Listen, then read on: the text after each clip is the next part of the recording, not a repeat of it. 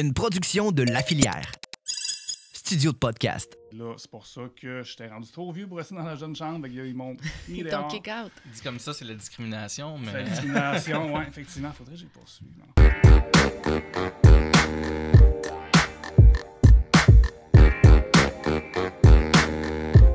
Allô, allô tout le monde, allô les auditeurs. Aujourd'hui, on a un beau podcast avec le conseil d'administration du Centre des dirigeants d'entreprise.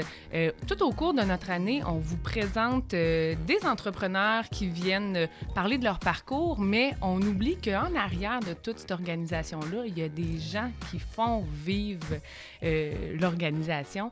Donc aujourd'hui, bien, on va faire un tour de table un peu. On veut vous présenter les gens qui sont les acteurs principaux du Centre des dirigeants d'entreprise. Donc, je vais commencer à ma gauche, je pense. Oui. Laura. Ben, moi, c'est Laura Chénard. Donc, je suis membre du CA du CDE depuis 3 ans déjà. Donc, voilà. Je sais pas si on se présente tout à la fois, puis après ça, je me lance dans... Ah, puis on peut s'interrompre, hein? Ouais. Go, On va se présenter au début. Ça va être plus Parfait. jovial. Ben, je peux prendre la Vas-y. relève. En fait, Nicolas Waters, je suis directeur de compte pour Desjardins Entreprises. C'est ma première année au sein du conseil d'administration. Je participe aux activités depuis mon arrivée à Rivière-du-Loup, mais c'est une première implication pour moi. OK, vous êtes trop bon, moi je m'en vais. Non, moi c'est Jean-François Lajoie. En fait, c'est ma première année, qui n'est même pas commencée encore dans le CDE. Donc, j'ai hâte de voir ce que ça va faire. Puis, dans la vie, je suis photographe. Dans la vie, puis dans la pas vie. C'est quoi? Dans la vie... Ouais, qu'est-ce que tu fais dans pas vie? Je me pose souvent comme question, je sais pas. C'est excellent. Donc, puis moi, Caroline Dionne de Bouffe Animaux RDL, j'entame ma 3e année auprès du Centre des dirigeants d'entreprise. On veut y aller un petit peu plus en profondeur. Là, Ouais. on sait c'est quoi votre rôle, mais on veut savoir d'où ce que ça vient. Laura... J'ai même pas dit, en plus, je travaillais où. Hein, non, c'est correct, mais on veut savoir, Laura, elle vient d'où? Qu'est-ce qu'elle a fait dans la vie? Puis maintenant, pourquoi est-ce qu'elle a le rôle qu'elle a là actuellement avec son emploi? Oui, ben c'est ça. Moi, je suis chez RDL en spectacle. Donc, une organisation qui diffuse des spectacles pluridisciplinaires à Rivière-du-Loup. Donc, je suis dans le monde culturel depuis, ça va faire 3 ans que je suis là. Puis c'est ça, avant d'arriver là, ben j'ai étudié en communication, j'ai étudié en culture aussi. Okay. Donc, moi, je suis originaire de Sainte-Luce. Je sais pas si vous le savez. Vous allez non, peut-être je savais pas apprendre que tu étais de beaucoup de Sainte-Luce. choses. Ouais, c'est ça. Je connais Sainte-Luce, moi. Tu connais Sainte-Luce? Ben Ouais, nous, on s'est quand même côtoyés à l'école, au secondaire, Paul Hubert. Ah, pour vrai? Ouais. Fait que ça veut dire que les études en communication, tout, c'est à quel endroit? Ouais, dans le fond, c'est ça. Je viens de Sainte-Luce, mais je suis partie habiter à Montréal OK. à dans 15 Grandville. ans. Ouais, pour jouer au soccer. Donc, j'ai fait une carrière de soccer assez longtemps. Puis après ça, ben pour C'est les... vrai, on en parle de ça dans le podcast avec qui est-ce qu'on Avec avait? Frank. Avec Frank April, April. oui, c'est là qu'on avait appris ça. OK, allez visionner ça, tout le monde. Allez visionner ça, là. Ouais, je vais pas trop en parler, là, mais c'est ça. J'ai joué au soccer longtemps. C'était comme mon métier. Puis ben après ça, arrivé à l'université, j'étais un petit peu d'aller dans le sport. Fait que j'ai décidé... Ben, j'ai fait un bac en communication à l'UDM, à Montréal. Ensuite, j'ai fait un DESS en gestion des arts au HEC. Fait que j'ai vraiment voulu explorer plus le monde artistique. C'est ça. Fait que j'ai adoré mes années à Montréal. J'ai étudié là-dedans. J'ai travaillé un petit peu aussi à Montréal. Puis là, je suis revenue aux sources en région. Ça fait 4 ans maintenant. Ça passe vite. Non, ça fait 5 Quoi ans qui t'a déjà. ramené? T'avais l'appel de la région? Ben, tu sais, toute ma famille est ici. Je pense que probablement que je serais restée un petit peu plus longtemps. Mais dans ce temps-là, j'étais en couple, puis la personne voulait comme revenir, voulait explorer, habiter en région, en fait, parce qu'elle venait de la ville. T'es-tu venu pour le travail ou t'es je- venu pour trouver le travail après? Non, j'ai trouvé un travail après. Moi, j'ai été game de même. On est comme parti, j'avais pas de job. On va changer de vie. Puis, arrivé ici, ben là, j'ai une sœur qui habite à Saint-Mathieu-de-Rio, puis elle m'a dit qu'il y avait un poste en communication au parc du Mont-Saint-Mathieu. OK. Ah, mais oui, c'est pour ça que je me souvenais t'avoir déjà croisé à quelque part. Ouais, Ben ceux qui font oui. du ski, j'étais souvent, ben, j'étais un peu partout, là, je gérais la billetterie, l'école de glisse, les communications et tout. Puis, ben là, je suis revenue dans le monde du sport, finalement, mais j'ai vraiment aimé mon expérience. C'est une belle petite montagne très familiale et tout. Fait que c'est ça, j'ai été là pendant 2 ans et demi, puis ensuite, ben, je suis arrivée à Rivière-du-Loup en spectacle. Donc, j'étais vraiment contente d'obtenir cet emploi-là parce que moi, l'univers du spectacle, ça m'a toujours intéressée. Là, à Montréal, j'allais voir des shows à chaque semaine. Fait que je suis vraiment contente d'œuvrer dans la culture. Puis, ben là, je suis atterrie au CDE un peu par... on me dit que ça existait, je ne connaissais pas du tout. Là, j'ai appris à redécouvrir Rivière-du-Loup parce que je connais plus la ville de Rimouski. Puis j'ai découvert une ville tellement belle. Là. Maintenant, je suis comme, c'est tellement plus beau que Rimouski. Je vais pas le dire trop Pour fort. moi, ça va être coupé sur les ondes du territoire chaud, de Rimouski. Je pense que notre podcast ne sera pas diffusé. Non, ça, faut pas dire trop fort. Les tailleurs de char vont être pétés demain. Exact. Non, mais j'ai découvert un beau centre-ville, plein de belles entreprises, plein d'acteurs, autant culturels que sportifs, que, ben c'est ça, toutes sortes d'entreprises, d'entrepreneurs.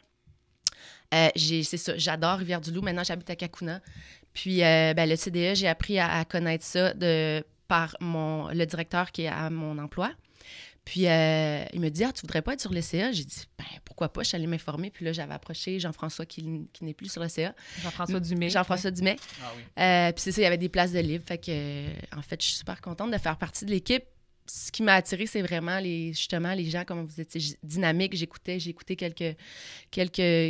lu quelques articles, puis le fait de mettre de l'avant les entrepreneurs d'ici, je trouve que c'est un CA avec des belles valeurs. Puis c'est ça, des personnes dynamiques aussi. Ça permet aussi que tu apportes ton bagage d'expérience parce qu'au sein du conseil d'administration, entre autres, tu es beaucoup du côté des communications. Ouais. Fait que c'est ton champ d'expertise, c'est quelque chose dans lequel tu es à l'aise, fait que ça apporte un beau plus-value à l'organisation. Là. Bien, merci, mais c'est ça, je pense que comme tout le monde vient d'un environnement, de secteurs différents, moi, c'est vraiment les communications. Mais je pense qu'on a tout en commun le désir de mettre de l'avant les entrepreneurs d'ici. Puis moi, ça me touchait particulièrement parce que je ne suis pas entrepreneur, mais j'ai déjà essayé. J'ai déjà, ça aussi, Ah oui? vous ne savez peut-être pas, là, mais C'est pas trop indiscret. c'est dans le domaine alimentaire, si on veut. À Montréal, j'avais parti un food bike. Fait que c'est comme un food truck, sauf à vélo. Fait que j'avais fait faire un vélo sur mesure avec une genre de boîte en bois devant.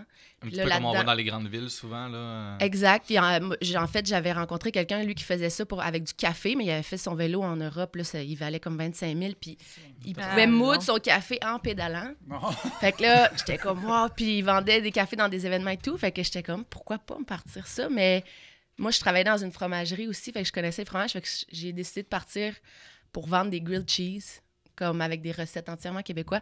Fait que c'est ça, j'essaye ça. Fait que j'ai fait faire un vélo, j'ai créé comme l'entreprise, j'ai fait faire mon logo, j'ai créé mes recettes, puis là, je faisais tout. Là, je faisais la bouffe, j'allais dans des événements à Montréal, dans des parcs, puis je vendais des grilled cheese. Fromage en roulant?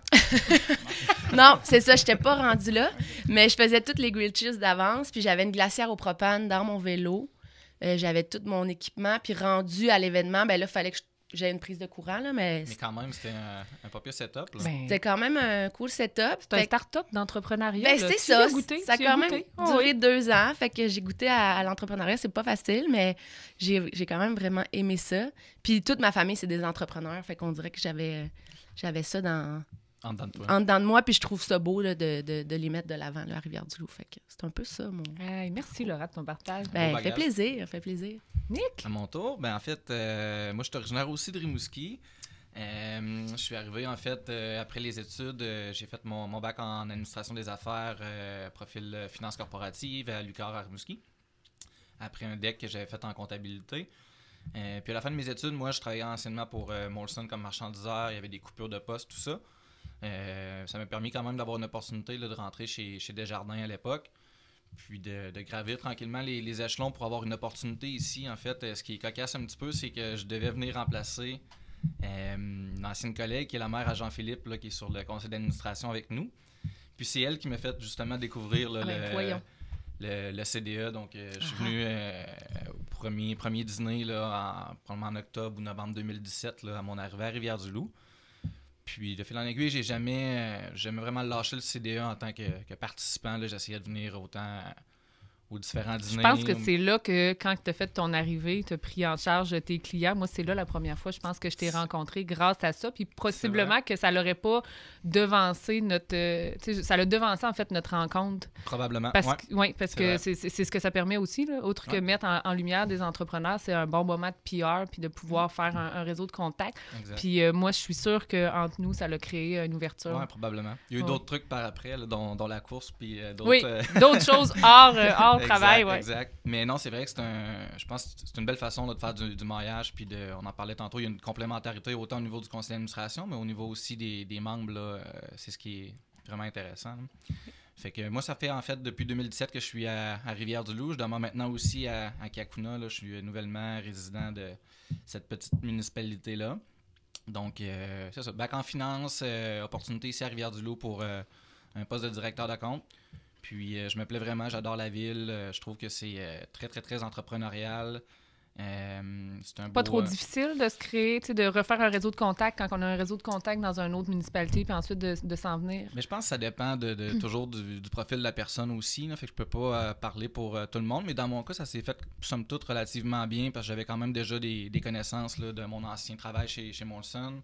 J'avais des amis aussi dans le sport, tout ça. Puis, indirectement, en s'impliquant dans des activités comme ça va relativement vite aussi pour justement là, s'ouvrir puis découvrir le réseau des affaires, des professionnels, puis des gens de différents milieux. Fait que je pense qu'il suffit de vouloir un petit peu là, s'impliquer, sortir de chez soi, participer aux activités, tout ça. Puis normalement, c'était moindrement social. Normalement, là, ça se fait assez bien. Ça se fait assez Mais bien. tu as quand même aussi pris les devants en t'impliquant dans des organisations. Entre autres, là, tu joins notre conseil d'administration cette année, mais tu en étais déjà sur d'autres, là. En fait, j'ai été 3 ans sur la jeune chambre de Rivière-du-Loup sur le conseil d'administration. J'ai quitté là, à la dernière assemblée générale qui a eu lieu il y a à peu près 1 mois, en fait. Puis c'est ça, je voulais des nouveaux défis, contribuer à une autre organisation. Puis en même temps, là, je trouve que c'est de l'expérience de plus dans le baluchon, finalement. Oui. Fait que je Totalement. le vois vraiment comme ça. Ouais. Totalement. Monsieur Jean-François Lajoie. C'est Jeff. Ça fait plaisir.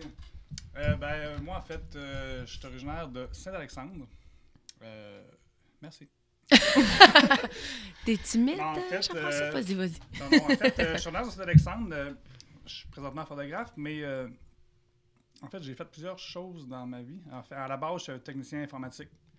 J'ai travaillé là-dedans pendant quelques années. Je suis même allé à Québec travailler là-dedans. Sauf que je suis arrivé à Québec dans un marché qui était vraiment saturé, qui était vraiment plein. Fait qu'il a fallu que je trouve autre chose à faire.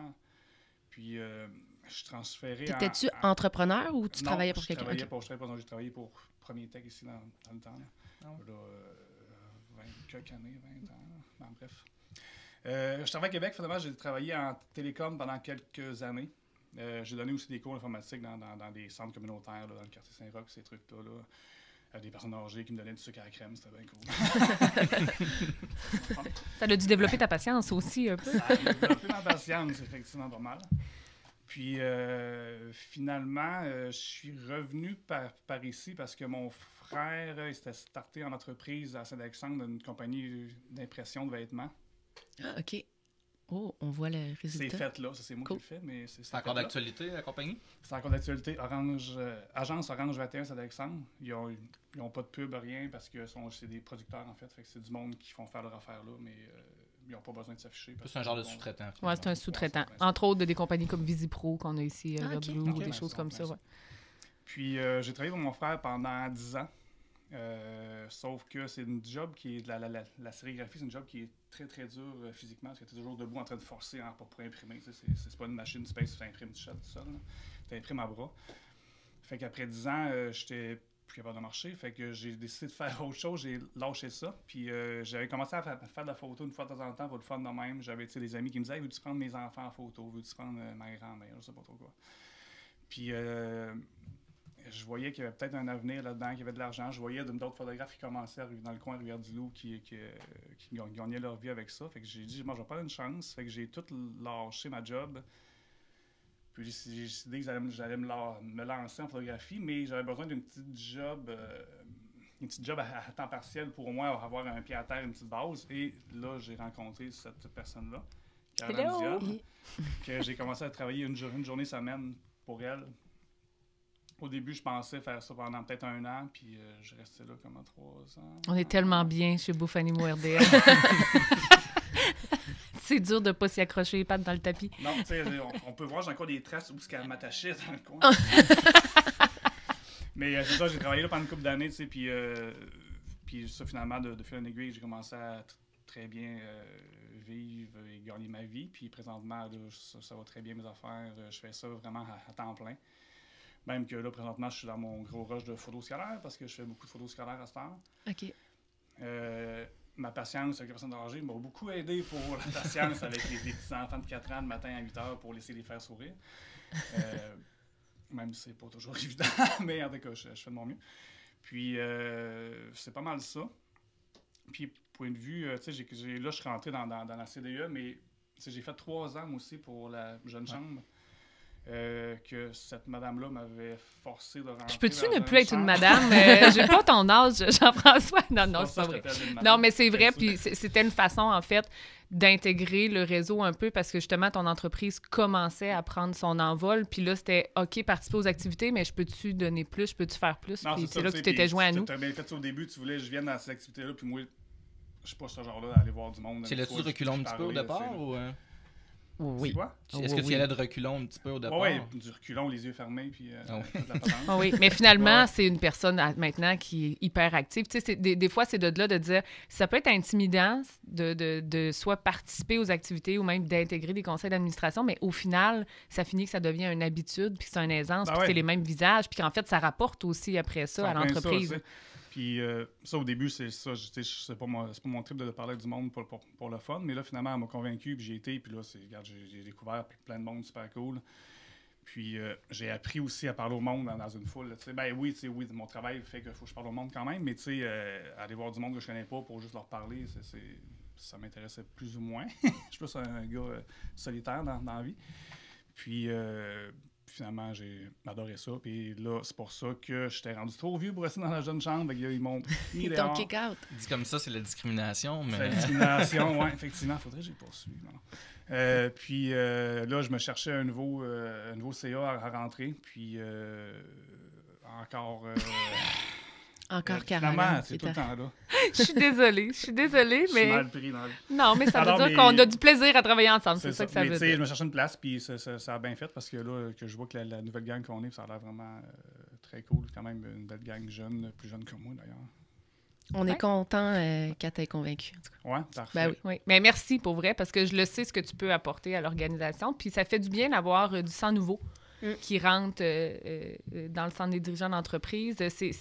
On est endeuillé quand même du fait qu'on a des piliers qui quittent cette année, mais qu'on sait qu'ils ne décèdent pas. Hein, on peut toujours s'y référer. Mais d'avoir du sang neuf, d'avoir des gens qui ont d'autres expériences, d'autres idées, ça fait toujours du bien. Ça peut juste redonner du vent dans les voiles, ça, c'est sûr et certain. Merci, Jean-François. Hey, ça fait plaisir. C'est mon tour. Oui, c'est à toi. C'est là. mon tour.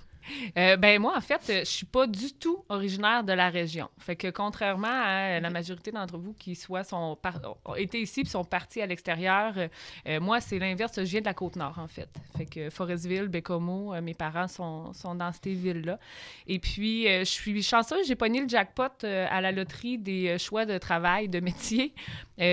Autant que je pensais m'en aller dans des métiers non traditionnels, j'avais pensé à luthier, ébéniste, chauffeur d'autobus, en tout cas, ouais, policière. Okay, Mais ouais. je voulais un travail plus non conventionnel, plus dans l'autonomie, ou sinon un travail où ce qu'il allait avoir de l'action.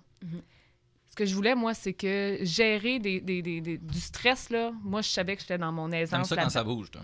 J'aime ça quand ça bouge, c'est ça. Puis encore n'avais pas plus remarqué. aujourd'hui que jamais. Ouais, c'est ça. Personne n'a jamais remarqué ça. Mais en fait, c'est ça. Puis moi, mon ancienne belle-mère, elle avait une pension à son domicile. Puis comme que je passais la majorité de mon temps là-bas, ben j'ai appris que j'aimais ça, travailler puis côtoyer les animaux.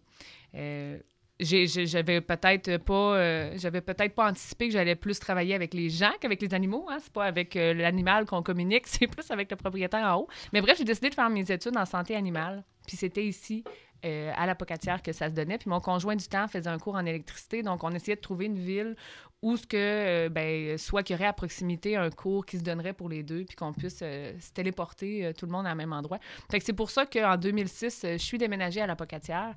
Puis moi, au cours de mes études, à chaque été, je me disais que c'était l'occasion d'aller prendre de l'avance sur les autres personnes qui faisaient la même formation que moi, d'aller chercher des formations ou de l'expérience dans mon domaine. Fait que comme ça, quand j'allais terminer, j'allais être la personne qu'on allait vouloir engager. Je suis toujours un petit peu dans l'objectif de performance. Mais c'est bon, là, Un c'est ça. petit peu. Tu savais où tu t'en allais. Oui, c'est tu voulais ça. y arriver. Fait que dans le fond, j'ai passé ma première été à travailler dans le milieu. à l'extérieur à Québec. La deuxième, je suis allée faire une formation en toilettage à Drummondville. Puis ensuite, quand j'ai terminé ma deuxième année, il me restait une année de cégep. Il me manquait un outil dans mon coffre de toilettage. Je n'avais pas d'animaux dans ce temps-là, mais je suis allée à une petite boutique qui était sur la Fraser. Et puis là, j'étais allée chercher des ciseaux amincisseurs pour mon coffre de toilettage. Puis la personne qui était derrière le comptoir me demande pourquoi est-ce que j'achète ça. J'avais l'air de savoir où est-ce que je m'enlignais, là, pas demander de conseils, rien. J'ai dit, je viens de terminer mon cours de toilettage, puis il me manquait un outil dans mon coffre. Et là, la personne qui se prénomme Patrice Gagné me dit, pour vrai? Nous, chez Bouffe Animaux RDL, on cherche justement quelqu'un pour tenir le salon de toilettage. Crime, moi, je viens tous les week-ends, j'ai retrouvé mon conjoint, puis OK, j'embarque. Puis en fait, j'étais travailleur autonome à ce moment-là, fait que je gérais mon propre petit salon de toilettage à l'intérieur de Bouffe Animaux. Fait que j'ai fait ça durant toutes mes études. Ma dernière année de cégep, en fait, ça me permettait de pouvoir gérer mon horaire. Puis si j'avais trop de travail avec le cégep, j'étais capable de concilier un peu avec tout ça.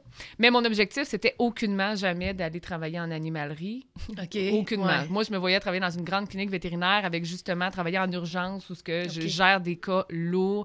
Puis c'était ça que je voulais. Mais finalement, quand j'ai terminé mon cégep, j'ai eu une offre d'emploi auprès d'une clinique vétérinaire, mais je continuais à travailler un peu avec la boutique. En parallèle. Puis j'ai décidé d'arrêter le salon de toilettage ou partiellement. Puis finalement, le propriétaire du temps m'avait offert, si tu veux venir sur le plancher, on a de la place. Fait que j'ai jonglé entre les deux, entre la clinique vétérinaire puis le Bouffe Animaux. Puis finalement, je me suis rendu compte que oui, on a des fois des objectifs de carrière, on voudrait avoir un salaire, des choses comme ça, mais en premier lieu, je pense que les conditions, puis de se sentir bien, puis d'aimer rentrer à notre travail, ça fait déjà pour beaucoup. Puis moi, quand j'allais au Bouffe Animaux, j'avais pas l'impression que c'était difficile. Que tu travaillais vraiment. Oui, j'avais l'impression que j'avais une équipe qui me permettait, en fait, de moi me développer personnellement, qui me faisait confiance. C'était jamais lourd, jamais je me disais « Oh non, il reste combien de temps? Il est quelle heure? » Je pouvais mettre en avant des actions, des projets. Fait que j'ai travaillé là 7 ans, jusqu'au moment où le propriétaire a décidé de prendre sa relève. Histoire courte, j'ai procédé au rachat de l'entreprise, avant tout pour m'assurer une job, un travail. Puis finalement, j'ai découvert que j'étais plus que juste une technicienne en santé animale, que j'avais le profil. Je pense que dans les démarches, je me suis rendu compte que, OK, là, finalement, il y a une autre chose qui m'habite, cette fibre entrepreneuriale-là, elle est là, il fallait juste la nourrir. Puis à partir de là, je suis partie en peur un peu. Puis... Tu parles de la nourrir, mais il faut aussi être à l'écoute, je pense, des opportunités, puis des portes qui s'ouvrent comme ça. Parce que si tu avais juste suivi ton plan A, finalement, tu serais probablement pas autour de la table aujourd'hui. Non, c'est ça. En fait, c'est un instinct. Concours de circonstances, souvent. Là. Concours de circonstances, instinctif, totalement. Oui, puis de rencontrer des gens où, c'est ça, ça peut t'amener sur d'autres chemins. Oui. Toi, tu l'as juste senti. C'est pour ça qu'il faut nourrir. Faut nourrir ça dans des implications, des choses comme ça. Moi, c'est ce qui je pense, qui m'a aidé à améliorer mon profil entrepreneurial. Oui, la démarche de rachat, de relève, d'aller chercher des partenaires pour nous aider à faire ce cheminement-là, on pense à la SADC, le CLD, ces choses-là, savoir s'entourer. Mais après ça, je me suis rendu compte que oui, je m'entoure pour mon organisation, mais j'ai du bagage de plus à aller chercher. Puis c'est là qu'avec les divers réseaux, j'ai commencé à participer à tout pas mal les réseaux qui avaient autant les activités de la Chambre pour aller chercher des outils, parce que du jour au lendemain, tu deviens un employé à un employeur. Oh, attends, il faut que je m'outille. Puis les mêmes responsabilités, les mêmes engagements. Puis on est chanceux parce qu'à Rivière-du-Loup, on a un milieu économique qui bouge avec beaucoup de possibilités de réseau. Fait qu'on avait la Chambre des commerces qui faisait des ateliers que je pouvais aller chercher des outils, le Centre des dirigeants d'entreprise où je pouvais aller m'inspirer des parcours de d'autres personnes, puis aller aussi rencontrer des nouveaux visages. Entre autres, la Jeune Chambre aussi, où avec leur gala, nous permet de rayonner. Puis c'est là, moi, que j'ai intégré mon premier CA qui était la Jeune Chambre. J'ai resté, je pense, 2 ou 3 ans.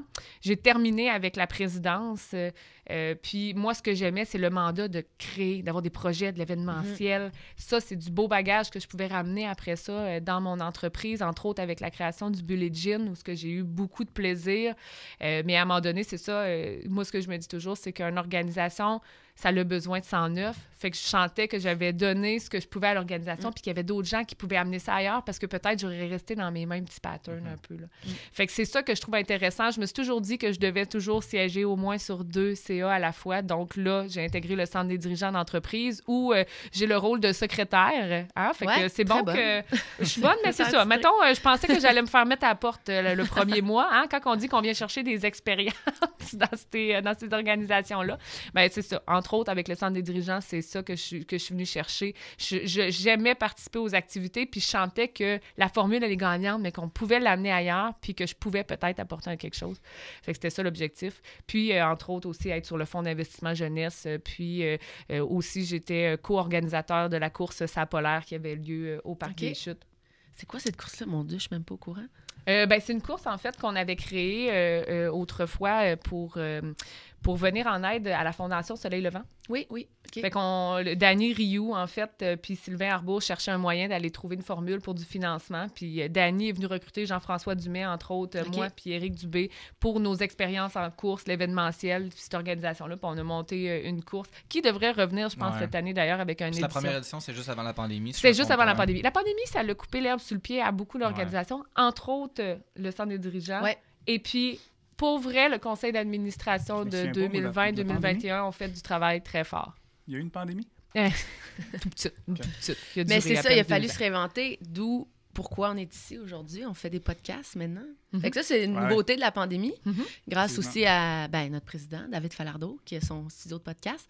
Mais c'est vraiment un bel atout maintenant. C'est pour ceux qui connaissent le CDE, on fait les dîners-conférences, mais d'avoir le podcast, ça l'amène un autre plus, des discussions plus personnelles, plus authentiques peut-être. On va en profondeur. On va en profondeur. Plus en profondeur que dans les dîners-conférences où le monde a du temps plus pressé un peu. Là. Exact. Donc, c'est vraiment un bel ajout. Donc, il faut toujours innover, je pense, quand on est sur un CA. Ouais. Puis ça donne aussi une belle visibilité parce que, veux pas...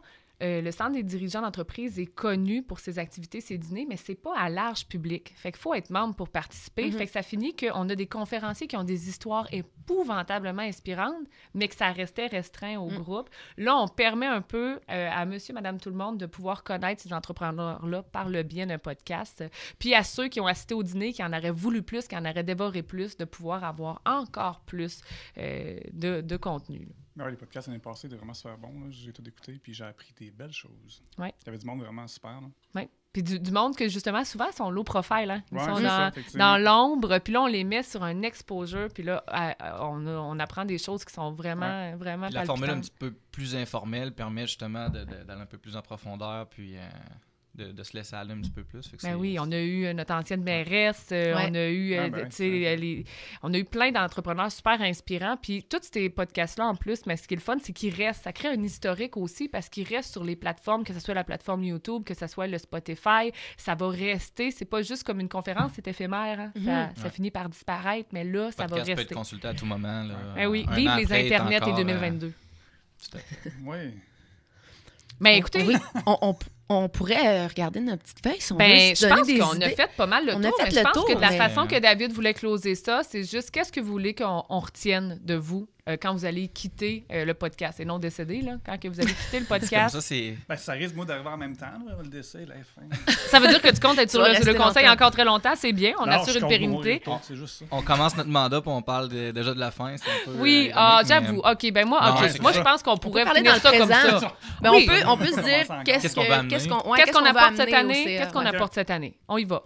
Tour de table. Jean-François. Qu'est-ce que je vais apporter? De mettre des plus belles photos quand il y a des conférences. Ah, c'est bien ça. Oui, est-ce que tu vas nous charger ça ou ça va être gratuit? On en parlera au prochain conseil. C'est une surprise. C'est bon. Mais tu as déjà bien commencé avec la grande rentrée. Tu nous as pris des photos. Oui, c'est vrai. Merci. Mais ça va venir direct en avant. Personne qui le sait, ça. Non, ils n'ont pas vu l'autre photo.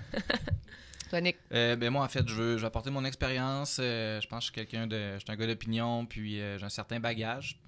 Malgré le fait que je suis relativement jeune, là, mais je veux apporter, c'est ça, mon expérience au groupe, puis avoir du plaisir avec vous. Je suis convaincue. Moi, je vais amener mon dynamisme, je pense. Tu sais, ça fait 3 ans, mais je suis arrivée en pandémie, puis j'avais l'impression que c'était peut-être plus dur, il y avait moins d'événements présentiels. Fait que cette année, c'est ça, je vais amener mon énergie. Je pense que je suis un peu une hyperactive, un peu comme toi, mais je ne l'ai pas laissé aller encore trop. Donc, c'est ça, m'impliquer dans les événements, essayer de faire encore plus de contacts. À chaque événement, je me dis, Colin, il y a plein de gens encore que je n'ai pas parlé. Il y a toujours du nouveau monde. t'as l'impression que t'as rencontré tout le monde, mais non, jamais assez. Fait que c'est ça, m'impliquer davantage, amener mon dynamisme, puis amener le comité communication encore plus haut avec Jean-François puis Sarah. Fait que c'est ça. Je trouve ça beau parce que, justement, on dirait que là, c'est dans la deuxième année? 2,5, on peut dire. Je suis arrivée comme à la fin d'une année. C'est comme ta deuxième rentrée. 2,5. Oui, exactement. C'est ça. Parce que ça prend un temps pour s'imprégner des habitudes d'une organisation, de savoir comment ça fonctionne, de connaître les rouages pour après ça dire on peut en apporter plus. OK, moi, Caroline, avec mon bagage, qu'est-ce que je peux amener de plus au Centre des dirigeants d'entreprise? Certainement, cette année, je vais essayer de miser sur les contacts, sur justement, je pense que j'ai un beau réseau, puis je veux qu'ils puissent goûter à ça. Je veux que ça soit un win-win. Un win-win pour le Centre des dirigeants d'entreprise, mais pour les gens qui vont le fréquenter. Fait que je pense que c'est surtout là-dessus que je veux aller. Puis aussi, essayer d'utiliser les forces de chacun des membres du conseil. Pour vrai, on a un beau conseil d'administration cette année. Je sens qu'on peut faire rayonner l'organisation fois 1000. Bref, merci. C'est un plaisir de vous avoir aujourd'hui et de savoir qu'en plus, on vous a toute l'année encore avec nous autres. Ça promet. On va voir quelques fois. Ça promet. Merci. Hey, bonne journée.